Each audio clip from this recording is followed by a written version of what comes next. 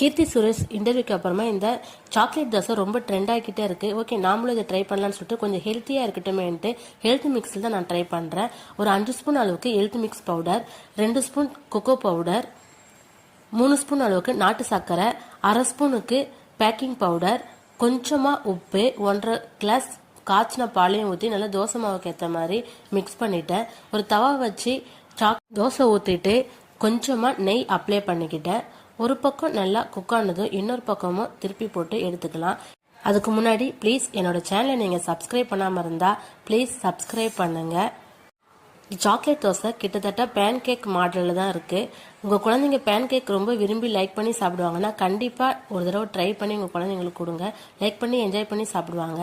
நான் கொஞ்சமாக vanilla ice cream நட்ஸை எடுத்து மேலே துருவி போட்டிருக்கேன். அப்புறம் 1 ஸ்பூன் அளவுக்கு சாக்லேட் சிரப்பையும் ஊற்றி குழந்தை கொடுத்தா ரொம்ப என்ஜாய் பண்ணி லைக் பண்ணி சாப்பிட்டாங்க.